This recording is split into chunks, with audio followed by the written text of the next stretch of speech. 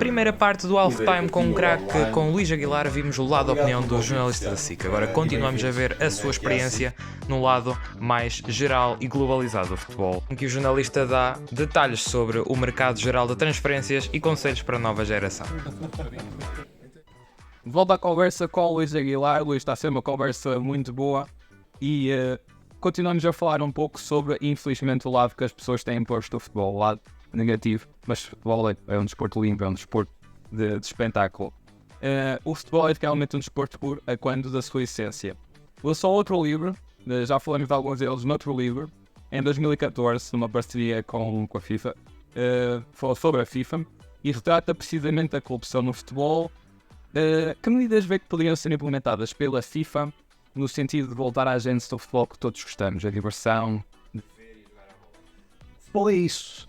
A FIFA não é futebol.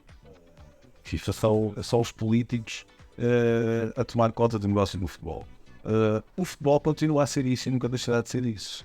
O futebol continua a ter esse gosto. Por exemplo, eu ouço muitas vezes as pessoas dizerem o futebol é muito inseguro e por isso não levo aos meus filhos. Ok, mas tu passaste por uma situação de insegurança com o teu filho no estádio, ou uma vez o teu filho no estádio, ou não entras no estádio há 10 anos, ou há 15 anos, ou há 20 anos. A maior parte dos jogos são seguros. A maior parte dos jogos tem bom ambiente. Óbvio, não vais para uma placa adversária com o cascol, mas isso também é da mesma forma que tu não entras, se calhar, num bairro com cidade perigoso de qualquer maneira. Mas o futebol em Portugal é, em grande parte dos jogos, seguro. Obviamente, depois tem por trás de si fenómenos de criminalidade, tens fenómenos de violência, tens confrontos combinados, tens tudo isso. Vamos comparar o que acontece na Europa do Leste, o que acontece na América do Sul. Agora tivemos o caso do Di Maria, das ameaças que a sua família teve, no Rosário, por aí fora. Portanto, o futebol é, na maior parte das vezes, seguro. Depois, que às vezes se tenta pintar, que é uma coisa absolutamente escabrosa, creio que também é utilizar o futebol para apagar outras coisas na sociedade e para disfarçar outras coisas que são feitas e que são mal feitas, sobretudo no campo da política, porque o futebol tem as costas largas. A FIFA foi durante muito tempo e de certa forma ainda é uma instituição em que a corrupção é vista como um modo de vida, é vista como o único ar que se pode respirar, em que se calhar alguns deles já acham que não há outra forma a não ser entrar em esquemas. Isso chegou a tal ponto, que fez público que é isso de podre, como acontece sempre nesse tipo de regimes, que esteja totalmente ultrapassado. Muito sinceramente não acredito, porque alguns daqueles que lá estão já lá estavam nessa altura e foram educados com base nesse modus operandi. Agora, há mais atenção, há uma maior observação e isso ajuda.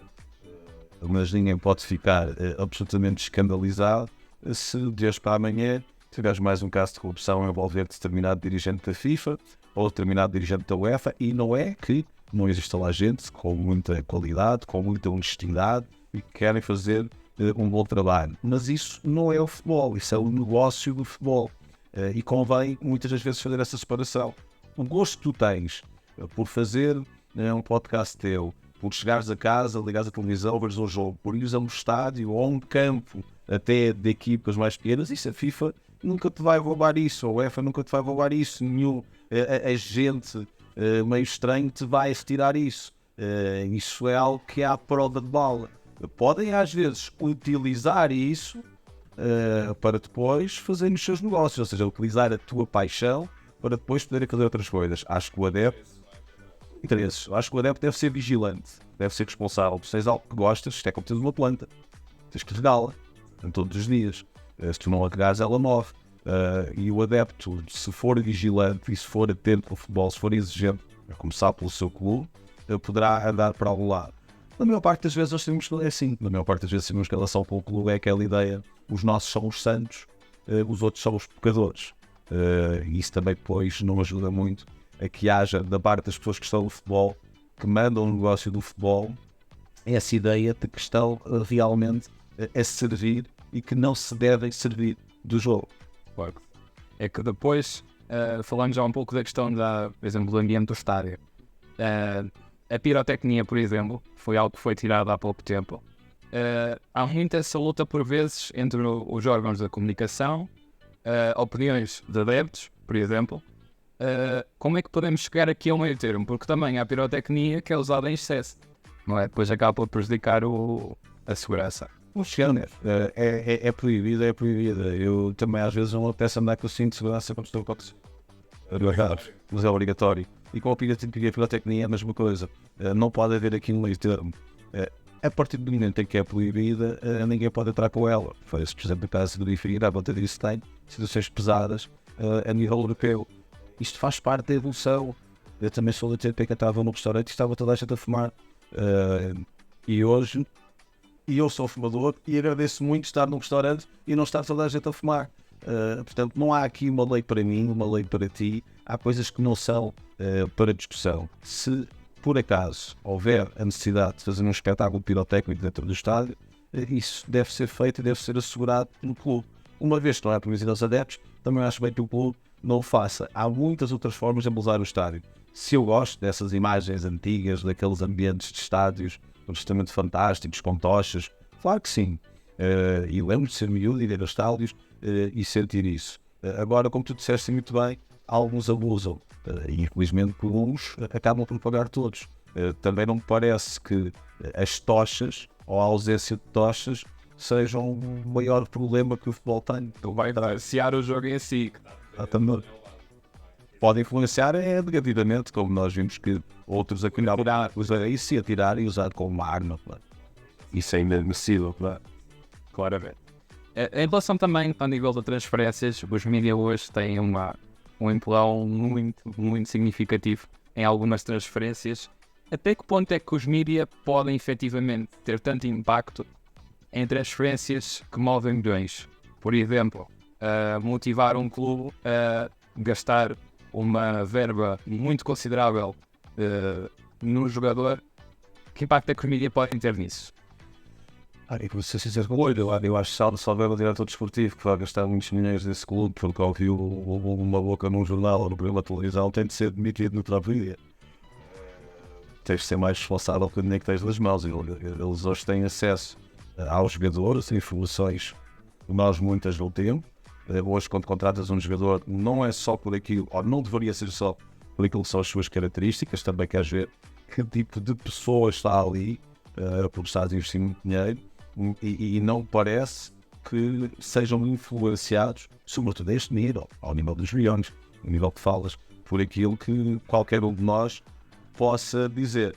O que há hoje nestes programas de transferências de mercado, e eu estou num também, é aquilo que existia antigamente com os jornais desportivos na época de verão.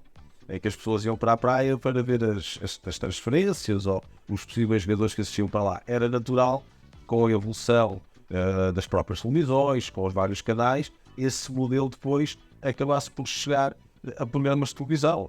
Eu estive num outro canal antes, no mais bastidores, mais transferências, e eu estou na SIC, no jogo aberto, a tela aberto, desde o primeiro dia. Portanto, sou um dos autores do programa e com muito orgulho. Sim, completamente.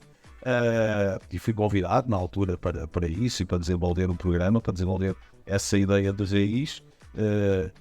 E os adeptos vão sempre acompanhar porque querem saber de transferências, querem saber de mercado, e nós temos que procurar estar bem informados, tentar dar algum exclusivo, tentar dar alguma novidade, ou quando aparece um jogador que nunca ouvimos falar, porque sim, isso acontece-nos várias vezes, temos de nos informar o mais possível, mas não acredito, e mal seria, que um diretor desportivo consiga movimentar tanto dinheiro, seja influenciado por vários modelos sociais. Acredito sim, e aqui já vou entrar no terreno mais pantanoso, mas ainda há pouco tempo vimos a história do Fabrício Romano, que se calhar alguns daqueles que estão a falar de transferências não são assim tão independentes do agente A, B ou C ou deste ou daquele clube. E isso é o que mais me irrita nesta profissão. Que um tipo diga uma coisa que tu achas aberrante, mas que é da cabeça dele, tudo bem. Que um tipo diga uma coisa por cartilha, não posso admitir. Porque são esses que estragam e que minam e que destroem a nossa profissão e que fazem com que muitas vezes depois os outros lá fora acabem por olhar com descrédito. Sim, exatamente. Até porque nessa questão, por exemplo, alguns alvos, é gerado na mídia, o clube X precisa de contratar um jogador para aquela posição. Pode se calhar motivar o clube a se calhar ter uma visão diferente daquilo que se calhar serão as características que procura. Porque, por exemplo, o clube pode estar à procura de um determinado jogador, claro que não voltar a ver toda a hora, 24 horas por dia, um programa, mas pode ter em conta.